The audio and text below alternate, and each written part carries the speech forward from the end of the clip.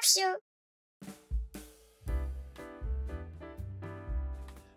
안녕하십니까, 잡자재 정광호입니다. 오늘은 역전지붕, 백년방수 역전지붕에 대해 설명드리려고 합니다. 우리나라의 그 위성사진을 보면요, 거의 모든 집에 우레탄 녹색으로 다 칠해져 있습니다. 그 우레탄 녹색을 하게 되는 가장 큰 이유는 일단 옥상 평지붕이에요. 벽은 전부 다 외단열을 하는데요, 이 최상층은 내부에다가 단열을 합니다. 일체 타설을 보통 하죠. 이렇게 주로 거의 대부분이 이렇게들 하세요. 근데 이렇게 했을 때 어떤 문제가 생기냐면요, 일단 햇볕에 노출됩니다. 직사광선에 노출돼요. 그리고 직사광선에 노출을 떠나서 열교가 생기죠. 이 부분이 단열이 끊어지게 됩니다. 그래서 최상층의 이 부분에 결로하자라든지 곰팡이 하자가 자주 생깁니다.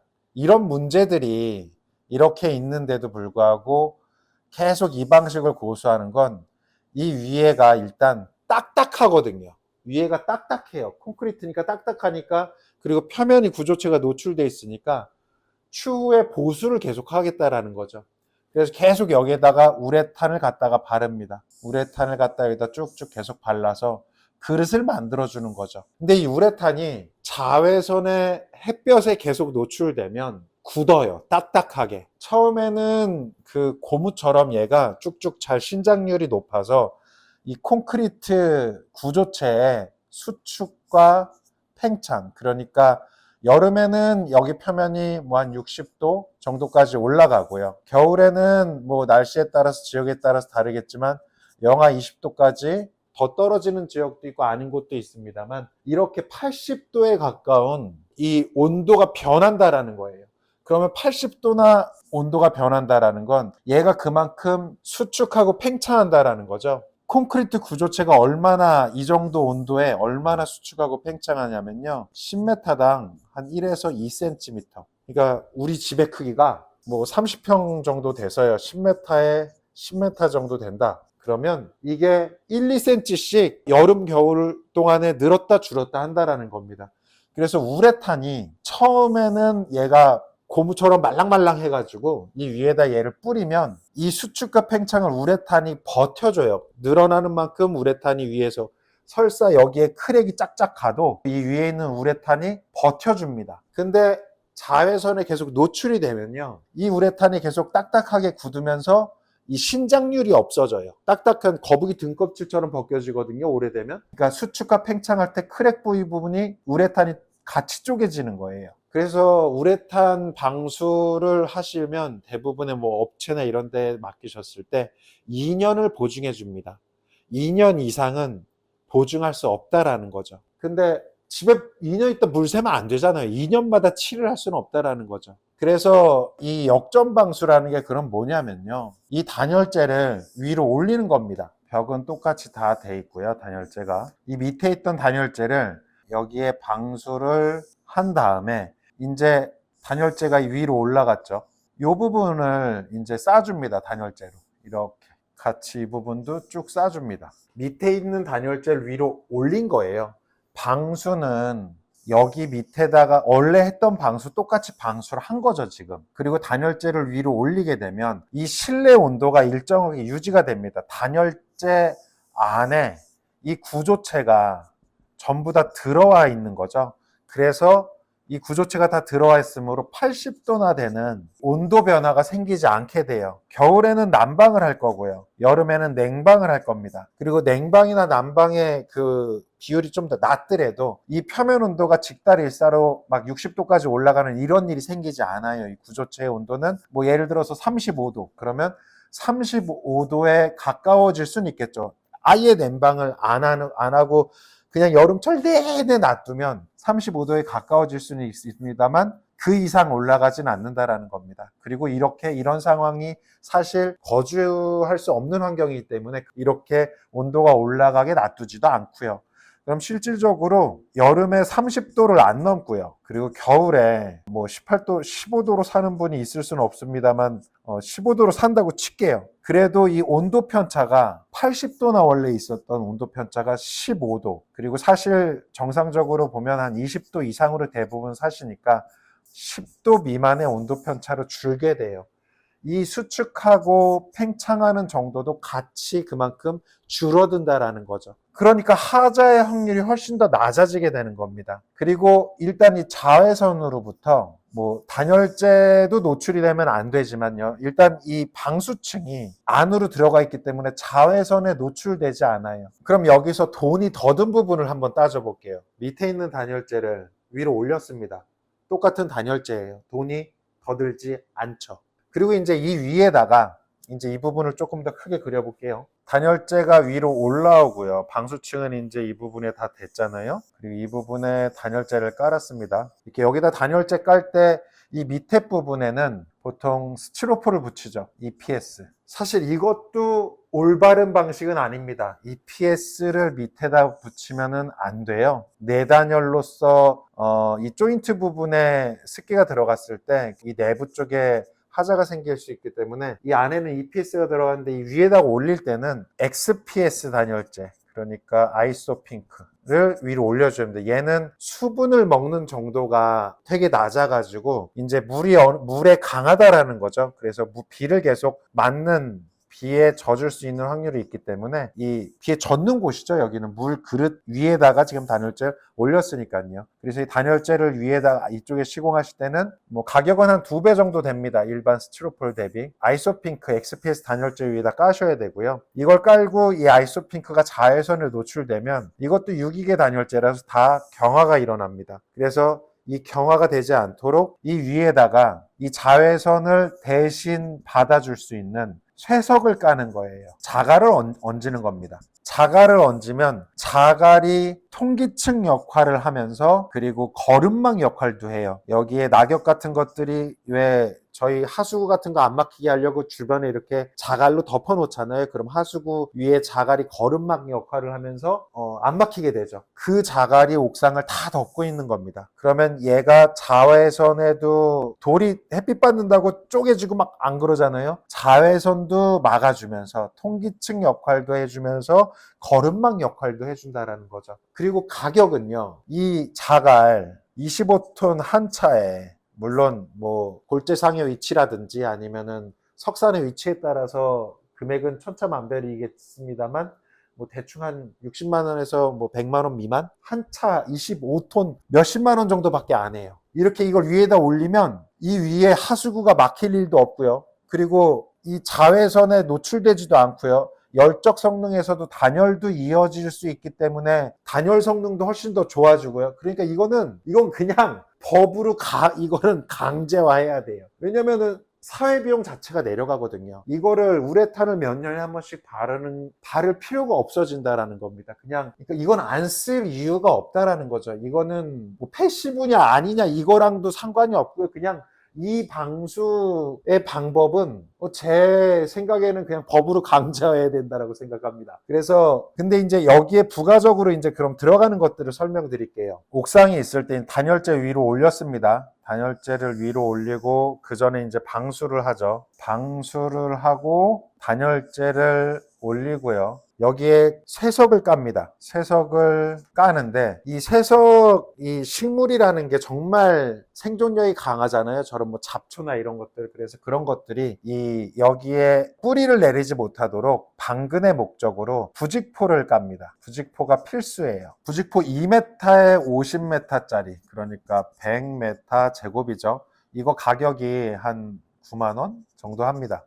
30평에 10만 원짜리를 여기다 깔아요. 뿌리 내리지 말라고. 그리고 나서 그 위에다가 쇠석을 부으면 이게 가장 기초적인 역전지붕입니다. 효과는 같아요. 근데 여기에 이제 무언가 더 성능을 좀 더 높이기 위해서 하는 것들이 투습 방수지를 여기다가 깝니다. 투습 방수지는 방수는 되는데 고어텍스 같은 거예요. 고어텍스. 그래서 이 밑에 습기들이 위로 날아갈 수가 있습니다. 수증기는 통과하는데 물은 반대로 통과하지 못하는 거죠. 속으로 들어가는 물을 최소화하고 안에 있는 수증기는 날아갈 수 있도록 하는 거는 여기서부터는 옵션입니다. 성능을 조금이라도 더 높이기 위한 거죠. 그리고 투습방수지를 깔고 그 위에 뭐 부직포를 깔고 쇠석을 깔면 이 투습방수지가 쇠석으로 사람이 막 발로 밟을 수도 있잖아요. 그래서 찢어지거나 이럴 수 있기 때문에 배수판을 여기다 깝니다. 이 투습방수지 위에 배수판을 까는 거죠. 배수판을 깔고 부직포를 깔고 쇠석을 깔게 됩니다. 배수판의 역할은 이 투습방수지가 쇠석으로 눌려서 찢어지거나 이런 것들을 막아줘요. 이제 한 3cm, 뭐 제품에 따라서 5cm 이 정도의 빈 공간이 생기게 되거든요. 그렇게 해서 요 쇠석, 부직포를 깔고 쇠석을 깔므로 위에서 압력이 가해져도 투습방수지가 찢어지지 않도록 만들어주는 그런 역할을 하는 게 이제 이 배수판의 역할이고요. 이제 여기 이 역전지붕을 시공하실 때 이게 그러면 어렵냐? 어려운 게 없습니다. 밑에 있던 단열재 위로 깔았고요. 위에 원래 하던 방수 그대로 했습니다. 비용상에 추가되는 건 그냥 사실 전체 공사비에서 극히 일부분밖에 안 돼요. 그리고 추가로 지금 여기다 깐 것들 부직포 30평에 10만원, 투습방수지가 메타제곱에 대략 5,000원이니까 100m제곱이면은 50만원, 그리고 이 위에 배수판도 종류가 많습니다. 그중에 저희가 취급하는 거는 조금 고하중을 견딜 수 있는 거여가지고 가격이 조금 비쌉니다. 메타제곱에 한 10,000원꼴 해요. 그러면 100m제곱이면 100만원. 추가되는 금액은요, 30평 기준에 단열재는 원래 있던 거 똑같이 그냥 금액으로 퉁퉁 쳤다고 치고요. 이 방수도 그냥 똑같이 했다라고 치고요. 부직포 10만원, 투습방수지 50만원, 그리고 배수판 100만원, 쇠석 25톤 한 차가 안 들어가요. 보통 50mm 정도를 이제 권장드리거든요. 그럼 50mm에 100m 제곱이니까 5세제곱미터. 5세제곱미터만큼의 쇠석만 있으면 되거든요. 그러면은 25톤으로 받으면 엄청나게 남습니다. 이거를 양중하는 비용이 오히려 더 비쌀 거예요. 뭐 편차는 있습니다만 한 50만 원 정도면 이 쇠석 오르베를 사고도 남아요. 그래서 이거를 올리는 비용과 여기다 까는 비용과 이 부직포를 사람이 깔아야 되는 비용과 배수판을 그리고 투습방수지를 사람이 까는 비용, 뭐 여기에 테이프 같은 것도 좀 들어가고 해서 최소 250에서 300 정도 들겠네요. 250만 원에서 300만 원 정도가 추가로 더 들어가게 돼요. 근데 아까도 말씀드렸던 것처럼요, 이거 다 옵션입니다. 최소한 단열재를 위로 올리고 쇠석이라도 깔아야 된다라는 거죠. 부직포 깔고 쇠석 까는 정도. 이게 가장 저렴한 역전 지붕이고요. 그리고 거기에 기능과 성능을 좀 더 추가하기 위한 것들이 다 들어가면 30평에 한 300만 원 더 들어가는 겁니다. 그런데 방수를 평생 신경 쓸 일이 없는 거죠. 건물의 수명과 같이 간다라고 보시면 되세요. 그리고 왜 맨날 비 많이 오거나 그러면 단독주택은 이 하수구 막히는 것들도 막혀서 뭐 집에 뭐 여기가 2층에 외부 공간이어서 물이 이쪽 안으로 오버플로우 돼가지고 넘어 들어온다든지 이런 경우도 있잖아요. 이런 문제들이 쇠석을 깔면서부터 다 없어집니다. 옥상에 내가 낙엽 주스러 가야지 막 이런 일이 평생 생기지 않는다라는 거죠. 그러니까 이 정도의 비용으로 평생 누수를 신경 쓰지 않고 살 수 있다라는 건요, 이건 제가 볼 때 그냥 기본이 돼야 되는 겁니다. 이거는 진짜 법으로 강제해야 돼요. 안 되겠지만요. 그러니까 여기서 추가로 이제 설명드리고 싶은 건요, 이런 비용은 이제 다 설명드린 것 같고요. 이 파라펫 부분, 이 이중 배수에 대한 부분입니다. 이 단열재를 위로 올리게 되면요, 단열재가 위로 올라가면 이 단열재 위에서 모든 물을 다 배수하겠다가 아니라 단열재 밑으로 소량의 물이 들어갈 수 있다를 전제로 하거든요. 그래서 배수구를 만들 때 이 부분이 이렇게 관통되면서 이 위에 주 배수구가 이렇게 있고요, 단열재 밑으로 들어온 물이 이 사이로 빠져나갈 수 있도록 이중 배수구를 만들어줍니다. 대부분의 물은 위에서 들어가고 소량 트민 물들은, 이 단열재 밑에 물들은 이 부분으로 빠지게 되는 거죠. 그래서 이중 배수구를 여기다가 많이 써요. 슬라브를 관통하고 그리고 나서 이렇게 아래층에 측벽을 뚫어가지고 외부에서 이제 우수를 버리게 됩니다. 근데 이때 생기는 문제가요, 이 배관의 단열입니다. 배관을 단열을 다 해줘야 되고요. 그리고 요 콘크리트 관통 부위는 단열이 어려워서 차선책으로 이 부분에 결로 방지 단열재를 설치해 줍니다. 이 외기가, 여기는 지금 바깥 영하 10도면은 관통 부위는 뻥 뚫려 있는 거거든요. 지금 이 배관은 외부에 공기가 그대로 유입된다라는 거죠. 그래서 이 콘크리트, 배관과 닿아 있는 콘크리트 부분이 차가워져서 이 부분의 결로를 막기 위해 결로 방지 단열재를 이만큼 시공해서 이제 단열이 쭉 연속되게 배관을 다 싸도록 이 바깥의 외단열과 만날 때까지 해줘야 된다라는 거죠. 이게 손도 많이 가는데 그것보다 큰 문제가, 만약에 테두리보가 여기 있어가지고요, 이 테두리보를 관통할 수 없으면 이 테두리보 밑으로 배관이 내려와야 됩니다. 이 테두리보 밑으로 배관이 내려온다라는 건 층고 반자 내부 공간이 그만큼 넓어져야 된다라는 거죠. 테두리보가 없으면 이렇게도 뭐 이런 방식으로 적용 가능한데요. 이것보다 훨씬 유리한 게 이 파라펫의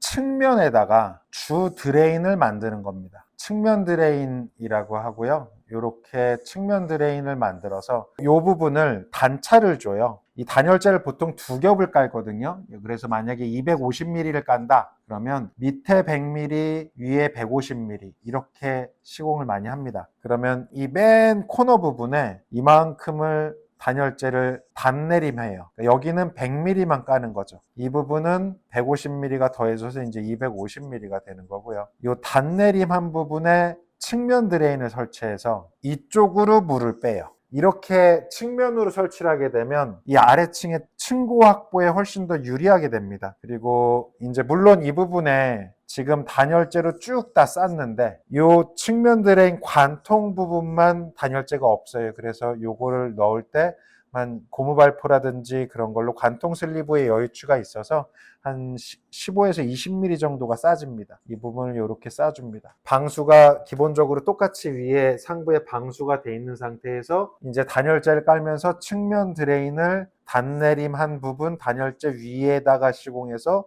주 배수가 일로 가고요. 그리고 그러면 단열재 밑에 물은 어디로 가냐면요, 이 타설할 때 이 단열재 하부에다가 50mm 정도 되는 PVC를 매립합니다. 매립해서 측면으로 빼서 이 우수 배관과 연결해줘요. 보통 슬라브 두께가 200mm 정도 되니까요, 50mm의 배관을 단거리로 묻어도 구조상에 큰 문제가 생기진 않습니다. 그래서 이 50mm 배관을 묻어서 얘는 그냥 이 단열재 안에 있는 거예요. 눈에 보이지 않는 거죠. 단열재 밑으로 내려온 소량의 물만 이쪽으로 배수가 되도록 해주는 역할을 합니다. 이렇게 하면 이 하부로 관통돼서 엘보로 꺾어서 나가는 이런 것들이 없어져요. 그래서 이제 층고 확보에 훨씬 유리합니다. 이런 방식을 권장드리고요.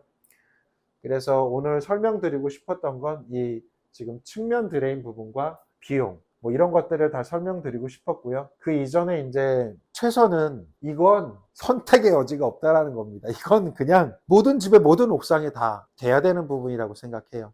그게 뭐 돈이 없다 그러면, 좀 더 싸게 하고 싶다 그러면 이런 거 다 제끼고 그냥 단열재 깔고 부직포 깔고 그리고 쇠석으로 얹더라도 돈 들어가는 거 정말 별로 없잖아요. 그렇게 하면 그렇게만 해도 훨씬 오랜 기간 방수층을 보호하고, 그러니까 거의 영구적으로 방수층이 유지된다라는 겁니다. 그래서 이런 부분들을 좀 설명드리고 싶었습니다. 네, 도움이 됐으면 좋겠습니다. 감사합니다.